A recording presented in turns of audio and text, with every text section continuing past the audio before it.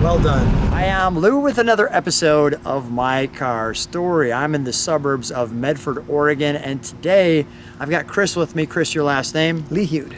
Lehuede has a great Survivor car. Now, it does have a paint job on it because he didn't realize that. He'll tell you the story on that. What year, make, and model is this one? 69 Dodge Charger RT 440. You can't beat this. So, I think one of the classic Charger designs is my favorite's the 69. I thought it had just the right grille. Although the 68's fantastic too, I thought I liked that little shark gill in the center that you see right there. Called the I-beam. The I-beam. And this one we have the Charger RT with, of course, the hideaways. You have your badging there. What's the color on this one? F8 green. F8 green. The tires, the rims. Now this one, tell me the story about, first of all, how long have you had it? This one is 23, 24 years. 24 years. And what was the story behind this one? Because why did you have to have it? Maybe that's a good opener. Yeah, well, it was, my niece bought it back then as an investment because I had a bunch of Mopars and she wanted to do the same thing. So I found it for them in Oregon, as a matter of fact. I actually flew, picked it up, drove it back, and it sat in my garage with the rest of my collection. Now, years down the line, you know, I'm going to say probably 5 years ago or so, they wanted to sell it. So I was kind of acting in between there, and through another friend of mine, he found a guy that is from Sweden, and he buys cars for people in Europe.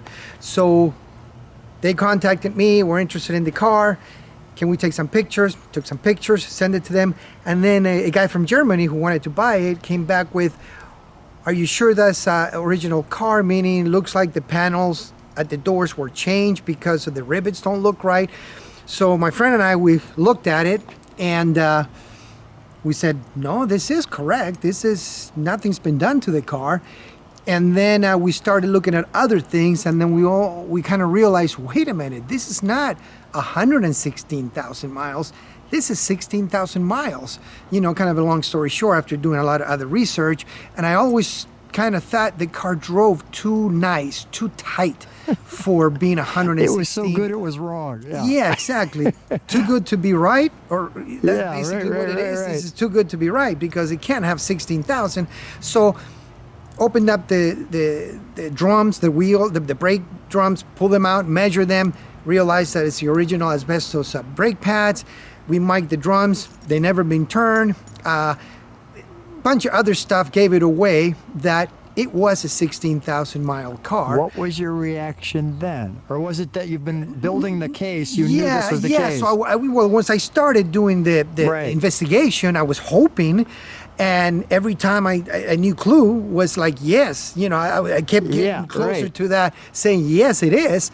So after it is, and it was, and it explained a lot of things about the car, why. So I said, I sent the guy a letter saying, can't sell it. This is a museum piece. It has to stay in the States. Sorry. Of course, they were pulling their hair. They felt so dumb for even asking the question because if they wouldn't have asked, they would have had the car. Lost the car, my gain. So I bought it from my niece. I said, no, I'll buy it because now I know what it is. It needs to stay here in this collection. And that's how, you know, this car became. But it is extremely, it's amazing when you drive it. It feels like a new car. Let's open the hood up. Keep talking though. This is great. And by the way, if you go in the description of this video, I'm gonna have Chris's entire collection of Mopars, and you're gonna want to see his special garage episode also with this 440 Magnum. But I had to take this car individually and show you guys. So go ahead, keep talking. Well, as you can see, it's got the 440 Magnum in it. It's still running on points the way it should be. This is the engine, never been taken out of the car. We just did a one repaint and a vinyl top. That is it. The car has never had an alignment, a brake job. The interior never come out the car. As a matter of fact, probably, but I don't want to do it. I have the bill sheet for it. If I was to take the carpet up, I bet you there will be another build sheet underneath the carpet over the console there, but I want to leave it there because I don't want to remove the seats. I don't want to remove the carpet. Let's fire it up, shall we? That's great.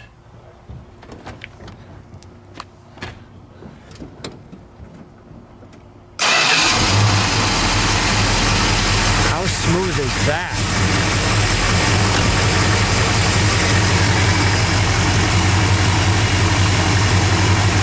Literally a brand new Charger. Yeah. All right. If you can step on the brakes for me for a second.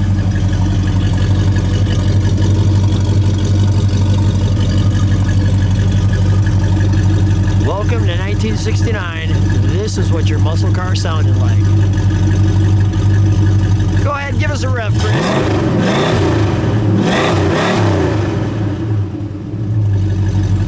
Fire-breathing dragon. One more time.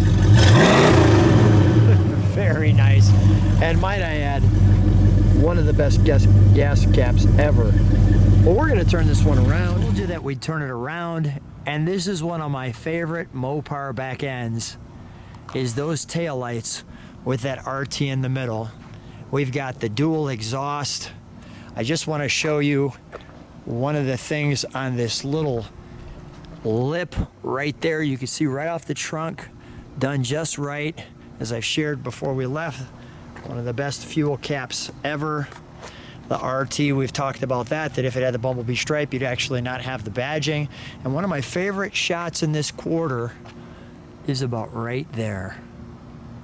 What is it about this body style, Chris, that enamored you to it? It's the Coke bottle shape that if you were to stand these cars upright, it would look like a Coke bottle. Yeah. You know, it's got a waist. Yes. So yeah, that just makes it. You're it's got right. the hips. You're right. That haunch and hip right there. Look at that. Let me get you the right angle. Maybe even there. That's good stuff right there. All right, let's open the trunk. We've got one piece of trunk and treat for them.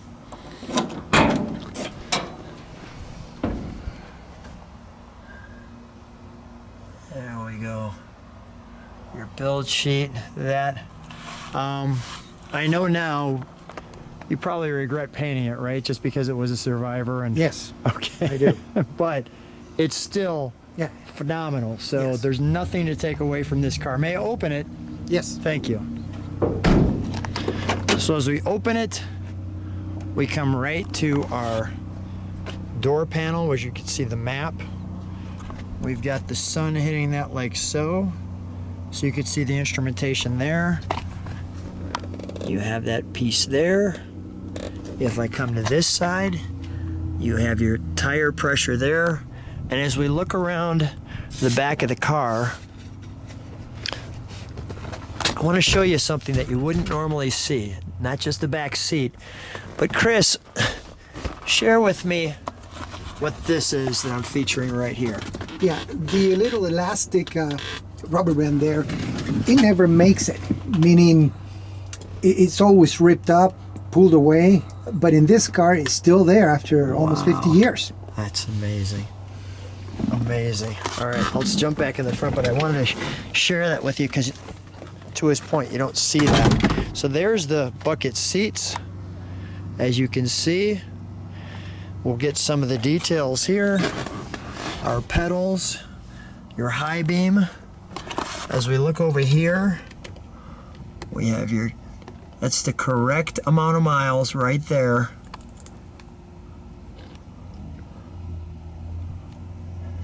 Nothing short of amazing.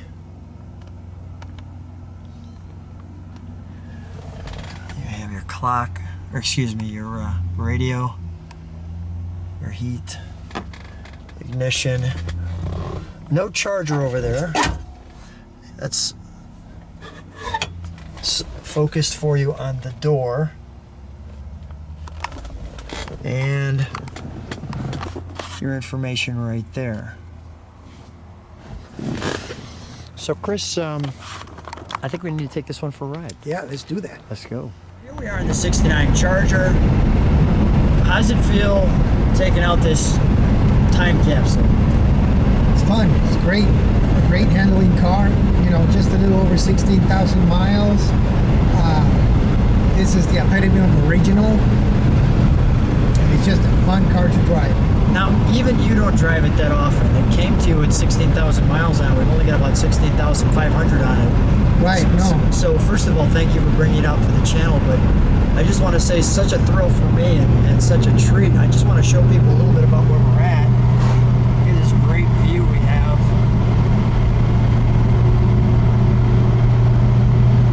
You can see the mountains in the background. Look at that.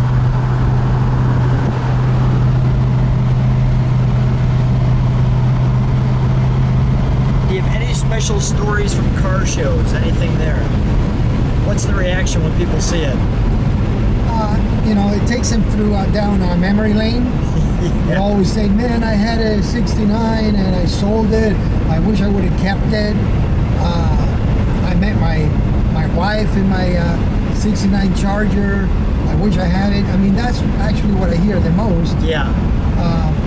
And then people just love the car, even if they never had one. They always had a friend who had one, who they will say it was such a fast car. I mean, these cars just have such a iconic following, and they're such unique cars. Yeah. Body style, it just grabs you. The whole package. The whole package. Dodge hit this one right out of the park when they put this together. I mean, it was just one of the best designs of all time.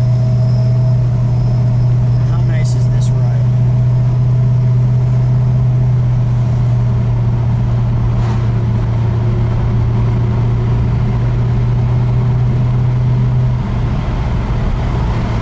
Beautiful car, beautiful ride.